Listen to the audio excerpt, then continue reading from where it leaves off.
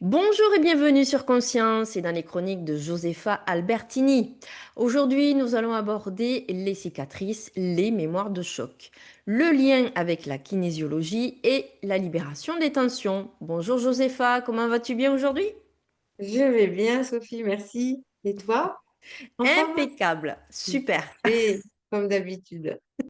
Alors, en quoi une cicatrice peut-elle conserver une mémoire émotionnelle ou énergétique, même des années après la guérison physique? Et en fait, je dirais qu'il suffit en fait de regarder nos cicatrices. Alors, elles racontent une histoire physique, certes, mais elles racontent aussi une histoire cachée, émotionnelle ou énergétique, qu'on peut appeler en quelque sorte le concept de la mémoire tissulaire. Par analogie, la cicatrice, c'est pas qu'une simple fermeture, hein. C'est souvent une soudure d'urgence, entre guillemets. Alors, on imagine un instant que notre corps est une bibliothèque, d'accord? Et que nos cicatrices, en fait, ce sont des livres ouverts sur des événements, des opérations, des accidents, voire même des chocs. Alors, un choc, qu'est-ce que c'est? C'est un événement traumatique qui est rarement seulement physique, bien entendu. Il a souvent, voire très souvent, une charge émotionnelle intense. Alors, ça peut être peur de mourir, hein, si on a un accident de voiture ou que sais-je, une douleur, ça peut être une surprise, ça peut être une colère, enfin, je vais m'arrêter là pour la liste. Et elle n'est pas digérée et en fait, elle se trouve verrouillée au moment de la réparation de la peau. D'accord? Alors, après qu'on ait parlé de ce concept de mémoire tissulaire, il existe également l'impact énergétique. En fait, si tu veux, le fascia est découpé. Alors, le fascia, c'est quoi? Alors, pour faire simple, sans rentrer trop dans des termes scientifiques ou techniques, c'est vraiment tout le réseau, on va dire, qui enveloppe le tout, hein, nos muscles, nos os, etc. Et on peut le traduire ou le résumer comme le premier rempart. C'est la protection de notre corps. Et une cicatrice, en fait, qui traverse le fascia, de facto, elle va créer une zone de rétraction qui va agir ensuite comme un barrage énergétique en quelque sorte. Donc l'énergie va pas pouvoir circuler de façon fluide comme auparavant. Alors qu'est-ce que ça peut avoir comme conséquence? Eh bien en fait, on va se dire que le flux vital, ou encore appelé, hein, on va dire l'énergie vitale ou l'énergie le long des méridiens, qui est perturbée. Alors, un méridien, c'est quoi? En fait, là, la kinésiologie fait souvent le lien avec la médecine traditionnelle chinoise. Donc, la méridien, c'est, on va dire, un canal énergétique qui est invisible, mais c'est un canal dans lequel circule le qi, autrement dit, l'énergie vitale et le sang. On va dire que c'est une espèce d'autoroute invisible de l'énergie vitale et qui va relier tout le corps et qui assure son équilibre et son bon fonctionnement. Donc, quand ce flux vital est perturbé du fait de la coupure ou de la cicatrice, ça peut être une source de symptômes à distance. Par exemple, une cicatrice d'appendicite, ça peut tirer sur le dos. Une césarienne, ça peut affecter le bassin ou la posture. Si je peux résumer, en fait, une cicatrice, c'est bien plus qu'une ligne sur la peau, en fait, hein. C'est vraiment un point de jonction figé où le corps a soudé la blessure physique, mais aussi potentiellement l'onde de choc émotionnel de l'événement.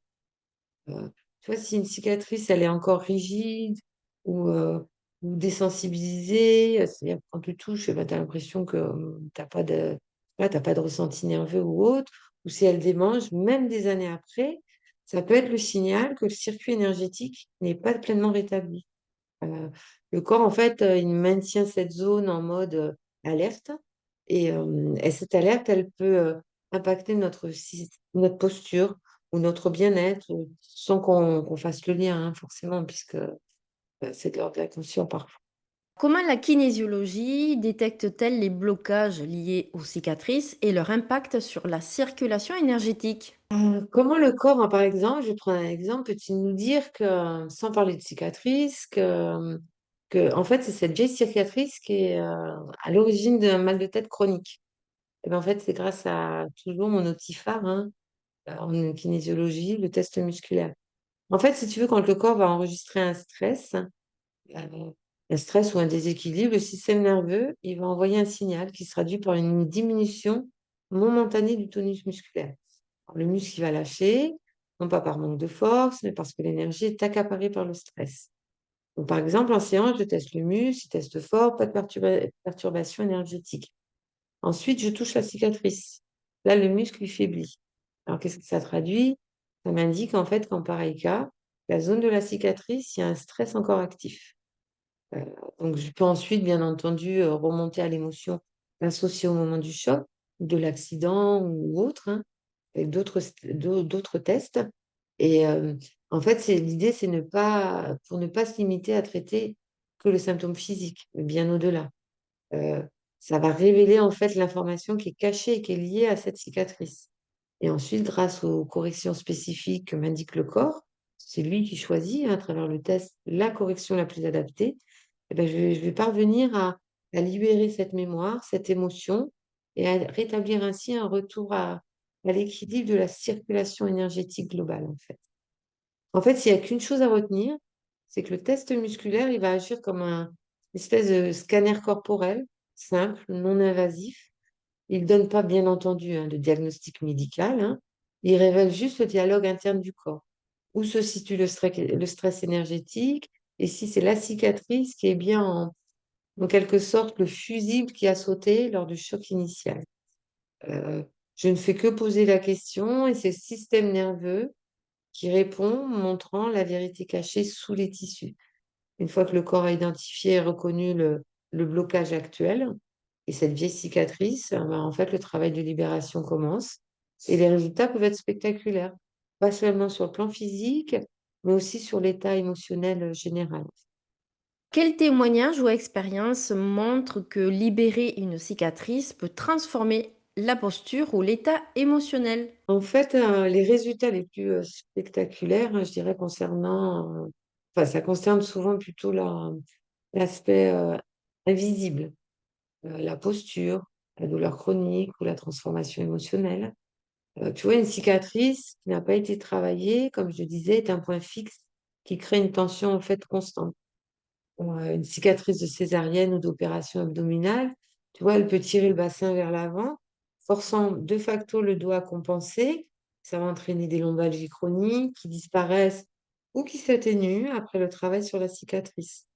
Tu as globalement le travail sur une cicatrice qui tire sur les tissus, tu sais, environnants pour entraîner le décollement des adhérences. Parce une amélioration de l'élasticité cutanée et la libération des amplitudes articulaires, par exemple, ça peut permettre de retrouver un maniement complet d'un bras, par exemple, après une chirurgie du sein.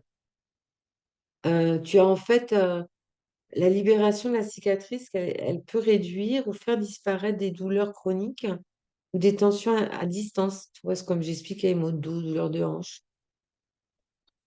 Pardon. Que les traitements locaux ne parvenaient pas à soulager car la cause, elle était plus profonde et elle était liée en quelque sorte à la rétractation tissulaire. Il est en fait, si tu veux, fréquent pendant une séance, la personne ressente l'émergence d'une émotion ou d'une vague d'émotions qui était enfouie. Ça peut être des pleurs, hein, ça peut être du froid, de l'anxiété, des frissons. Enfin, il ne s'agit pas là de revivre, bien entendu, le drame, hein, mais vraiment de libérer l'énergie qui est restée figée et qui était liée à l'événement en question. Bien souvent, ensuite, cette libération, elle est suivie d'un profond soulagement et d'un sentiment, en quelque sorte, de réassurance et d'apaisement en fin de séance par le consultant. C'est en fait parce qu'on est parvenu à réconcilier la partie du corps qui est souvent bannie ou ignorée, parce que c'est vrai que cicatrices, alors, on les trouve pas belles, mais justement, quand on arrive à réconcilier cette partie du corps, ça aide en fait à retrouver confiance en soi ou à se délester un peu de peur liée au traumatisme initial ou en lien avec la cicatrice. Le but, hein, c'est pas d'effacer la cicatrice, mais juste de lui redonner sa juste place. Elle n'est pas c'est pas uniquement un traumatisme, enfin, surtout actif, mais elle devient une histoire intégrée et apaisée. Tu vois, ces exemples, en fait, que je viens de citer, ça peut montrer une chose fondamentale, c'est que travailler sur une cicatrice, c'est pas uniquement un acte de cosmétique hein, ou local, hein. C'est vraiment une démarche d'intégration profonde. En dénouant le fascia, on réactive le flux énergétique qui était coupé. On ne fait pas que soulager la douleur ou la lombalgie ou douleur à la hanche ou que sais-je.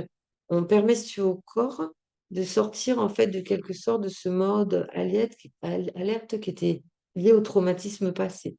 L'ancienne blessure, elle cesse d'être, comment je pourrais dire, une encre bloquante dans le présent. C'est en fait une véritable réconciliation, oui, avec la partie de nous-mêmes qui passe du statut de souvenir douloureux ou effrayant ou que sais-je, à celui d'une histoire résolue. Quelles approches pratiques, exercices, conscience corporelle, etc., permettent de réintégrer une cicatrice dans le flux vital?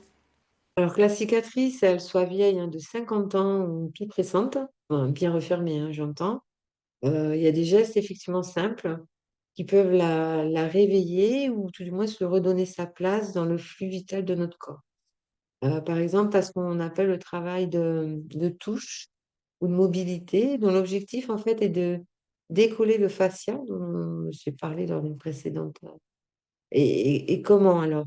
Mais en fait, il suffit de pincer juste, tu vois, je sais pas si on le voit bien, mais doucement le tissu et le déplacer, tu vois, en le faisant glisser de bas en haut, mais tout doucement, hein, bien sûr. Il ne s'agit pas de s'arracher la peau.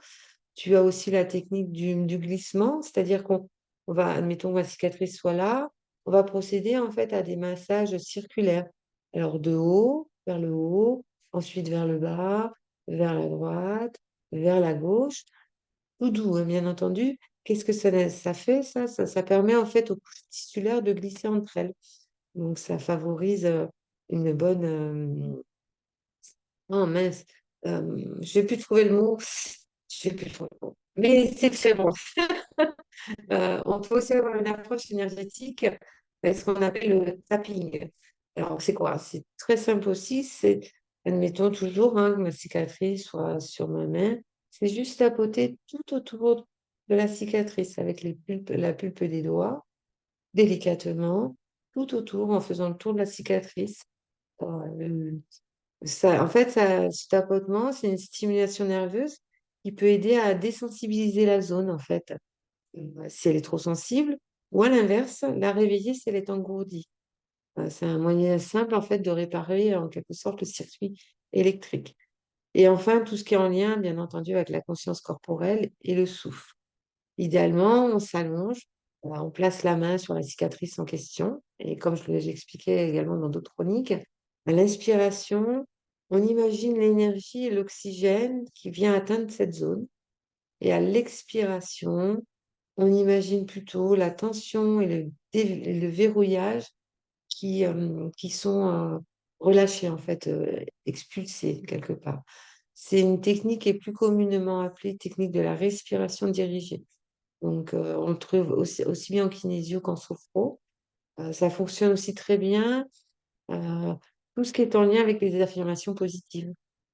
Tu vois, par exemple, lorsque l'on se masse, on peut parler à notre corps hein, et lui dire que on reconnaît ce qui s'est passé, qu'on libère l'ancienne douleur, euh, que l'on intègre cette partie de moi, hein, parce que c'est vrai qu'il y a des cicatrices qui sont douloureuses ou qui, voilà, je pense, hein, qui peuvent défigurer, etc. Mais ça fait partie intégrante de nous, hein. Donc, c'est qu'un exemple à ce que je dis, mais l'essentiel, en fait, dans les affirmations positives, c'est de se parler personnellement avec l'intention de reconnaître, de libérer et d'intégrer, en fait, tout simplement.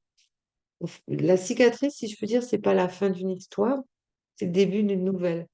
Si on y prête attention, on ne fait pas que soigner la peau, on libère vraiment une vieille mémoire qui influence peut-être encore notre vie aujourd'hui. Donc, toutes ces pratiques hein, sont des actes simples de reconnaissance que l'on peut offrir à cette partie de nous qui a été traumatisée quand même, hein.